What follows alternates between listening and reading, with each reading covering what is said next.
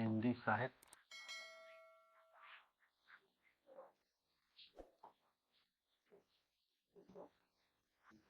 प्रथम पत्र जो पढ़ रहे हैं भाषा खंड यूपीएससी का पाठ्यक्रम हिंदी साहित्य, ये फर्स्ट पेपर। और प्रथम पत्र में हम लोग आज पढ़ेंगे फोर्थ टॉपिक, चौथा टॉपिक। 3 टॉपिक पढ़ चुके थे भाषा खंड में। चौथा टॉपिक है 19वीं सदी में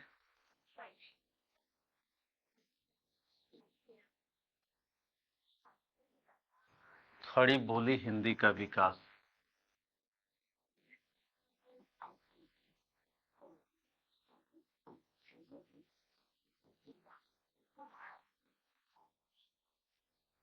उन्नीसवीं सदी में खड़ी बोली हिंदी का विकास, ये टॉपिक है चौथा टॉपिक भाषा खंड। अब इसमें देखिए प्रश्न क्या पूछे गए हैं। सिविल सेवा 2023, सिविल सेवा 2023 में सवाल आपसे पूछे गए 19वीं सदी में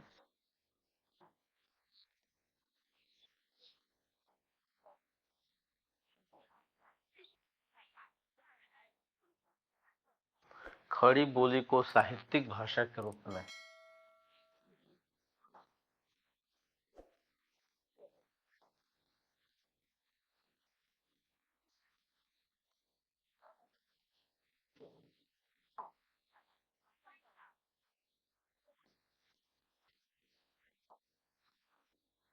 उन्नीसवीं सदी में खड़ी बोली को साहित्यिक भाषा के रूप में प्रतिष्ठित करने के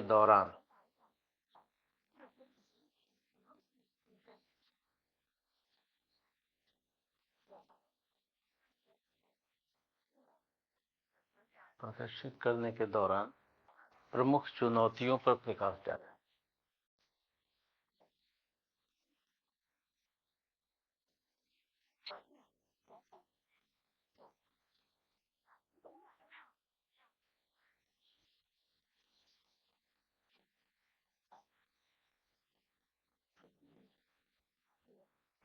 ये सिविल सेवा पिछले वर्ष ये सवाल पूछा गया था 20 अंक का।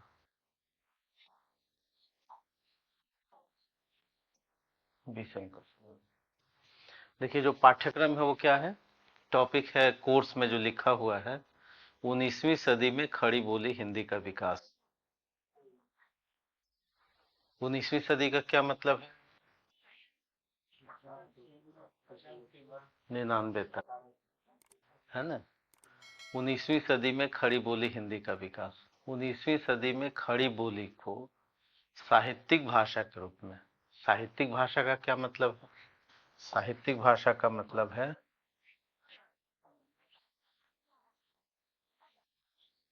पद्य और गद्य की भाषा।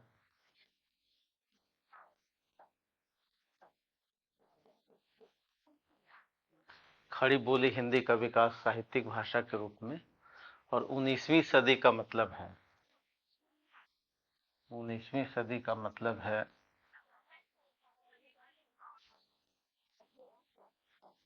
भारतेंदु पूर्व और भारतेंदु युग। भारतेंदु युग का मतलब है 1850 से लेकर के 1900, और ये मतलब है 1800 से लेकर 1850।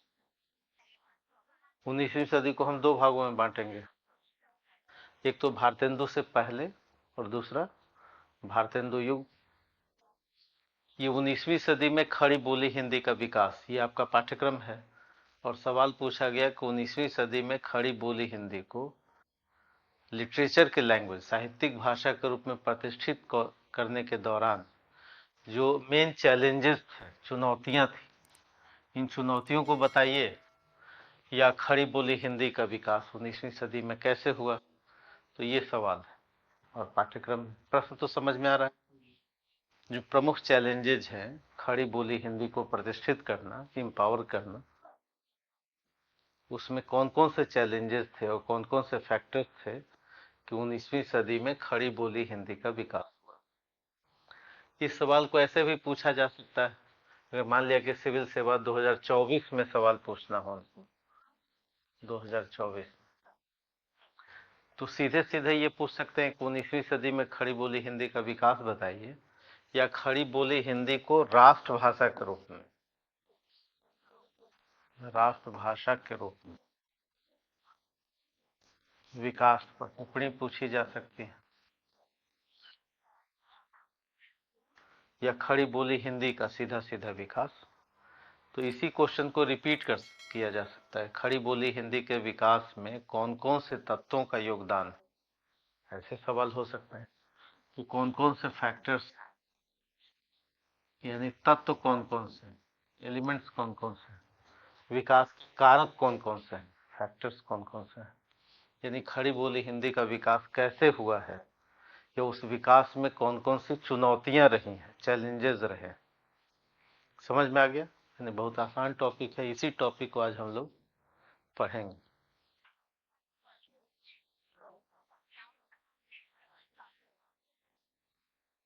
यानी टॉपिक है 19वीं सदी और खड़ी बोली हिंदी।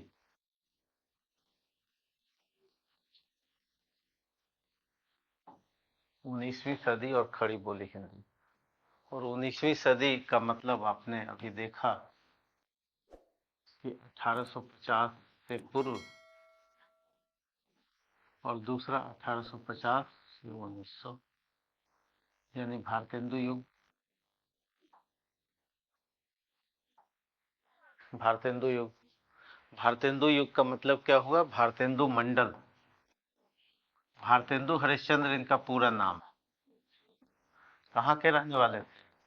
काशी के रहने वाले, बनारस के रहने वाले। भारतेंदु हरिश्चंद्र कहाँ के थे? बनारस के रहने वाले थे। और भारतेंदु जो थी वो ये उपाधि थी,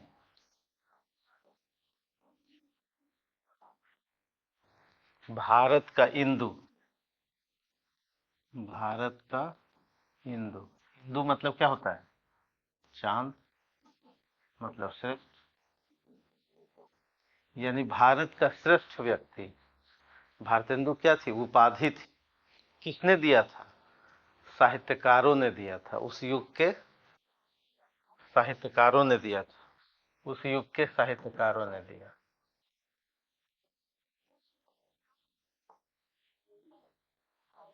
ये उपाधि किसके द्वारा दिया गया? इस युग के साहित्यकारों के द्वारा। भारत का इंदु यानी भारत का श्रेष्ठ कहा गया, श्रेष्ठ व्यक्ति किसको? भारतेंदु हरिश्चंद्र को। कहाँ जन्म हुआ इनका? काशी में। बनारस के रहने वाले थे और बहुत कम दिन जिए, 1850 से 1885। भारतेंदु हरिश्चंद्र, ठीक है। पूरा नाम क्या है? हरिश्चंद्र नहीं, हरिश्चंद्र। और इनका जन्म कब हुआ? 1850 में। निधन कितना हुआ? 85 में। कितने साल जीवित रहे? 35 वर्ष। 35 वर्ष ही जीवित रहे, है ना? नहीं, प्रेमचंद का ज्यादा था, है ना? 1880 से 1936 समय प्रेमचंद, 56 वर्ष, ठीक है। तो 35 वर्ष जीवित रहे भारतेंदु हरिश्चंद्र। 35 वर्ष में बच्चे क्या देते हैं? सिविल सर्विसेज का एग्जाम, बीपीएससी का, यूपी का एग्जाम देते रहते हैं। तो इस युग, इस 35 वर्षों में इन्होंने 17 नाटक लिखे, जिसमें से एक नाटक भारत दूरदर्शन आपके कोर्स में है। दूसरा नाटक बहुत पॉपुलर था, कौन सा? अंधेर नगरी। ये दो नाटक का तो नाम याद ही रखना है। भारत दूरदर्शन तो कोर्स में ही है, जिसको हम लोग पढ़ेंगे। अंधेर नगरी। भारतेंदु हरिश्चंद्र ने खूब नाटक लिखे, इन्होंने उपन्यास भी लिखा, इन्होंने निबंध भी लिखा, इन्होंने आलोचना भी लिखी, कई सारे चीज लिखे इन्होंने। और ये सब बातें किसमें है? गद्य है, गद्य लेखन किया। इसलिए गद्य का प्रवर्तन किया भारतेंदु हरिश्चंद्र ने। ये सब किसमें, गद्य किसमें लिखा, खड़ी बोली में। तो खड़ी बोली का विकास हुआ, खड़ी बोली का विकास हुआ। ठीक उसी तरह से इसी भारतेंदु युग में एक दूसरे व्यक्ति थे, उनका नाम था बाल कृष्ण भट्ट।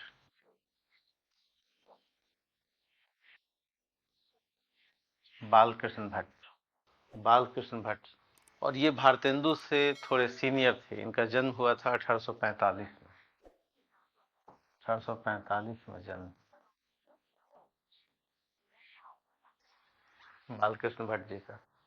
और ये इलाहाबाद के रहने वाले थे। इन्होंने भी गद्य के विकास में इन्होंने भी निबंध लिखा। उस समय निबंध, पत्रकारिता, ये सारी चीजें किसमें होती थी, खड़ी बोली में हो रही थी। याद कीजिए कि इसके पहले रीति काल में कौन सी भाषा थी, ब्रज भाषा। यानी इसके पहले जो रीति काल था, रीति काल में, रीति काल का मतलब 1650 से 1850, इसमें कौन सी भाषा थी, ब्रज, सूरदास के आगे ब्रज भाषा थी। तो भारतेंदु हरिश्चंद्र और इस भारतेंदु युग में, जिसमें ये सब मिल करके मंडल कहे जाते हैं, मंडल मतलब पूरे इनके सहयोगी, ग्रुप, अंग्रेजी में इसको क्या कहते हैं, ग्रुप। भारतेंदु ग्रुप में कई सारे मेंबर्स थे, लेकिन जो सबसे पॉपुलर मेंबर थे उनका नाम क्या था, भारतेंदु हरिश्चंद्र। और दूसरे व्यक्ति थे बालकृष्ण भट्ट। तीसरे व्यक्ति थे, उनका नाम था प्रताप नारायण मिश्र। ये नाम दो चार याद रखना है, प्रताप नारायण मिश्र। प्रताप नारायण मिश्र जी ब्राह्मण नाम की पत्रिका चलाते। ब्राह्मण, ये पत्रिका किसमें निकलती थी, खड़ी बोली में। ब्राह्मण नाम की पत्रिका चलाते थे। और प्रताप नारायण मिश्र, बालकृष्ण भट्ट चलाते थे हिंदी प्रदीप, हिंदी प्रदीप नाम की पत्रिका। बालकृष्ण भट्ट कौन सी मैगजीन चलाते थे, हिंदी प्रदीप। और प्रताप नारायण मिश्र ब्राह्मण पत्रिका चलाते। ठीक इसी तरह से एक दो और नाम लिखे, राधा चरण गोस्वामी,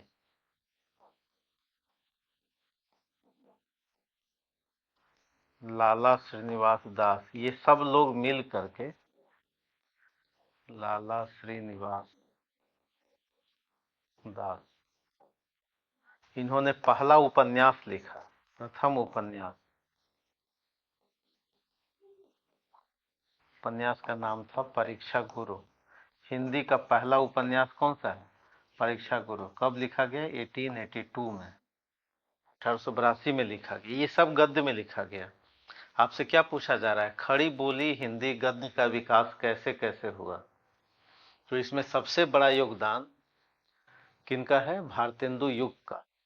यानी 19वीं सदी में 1850 से पहले और 1850 के बाद जिन जिन लोगों का योगदान है खड़ी बोली हिंदी के विकास में, उनको पढ़ना कि कैसे कैसे खड़ी बोली हिंदी विकसित हुई।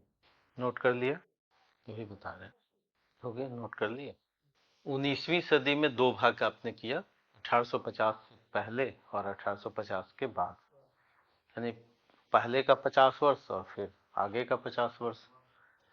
ये जो भारतेंदु युग है, जिसका समय है 1850 से 1900, यद्यपि भारतेंदु बहुत कम दिन जीवित रहे, लेकिन उनके ही नेतृत्व में, उनके ही विचारों को फॉलो करते हुए लोग आगे भी लिखते रहे। इसलिए पूरा का पूरा 50 वर्ष हम किनको जानते हैं, भारतेंदु के नाम से जानते हैं। अब रह गया कि उस समय भाषा कौन सी थी।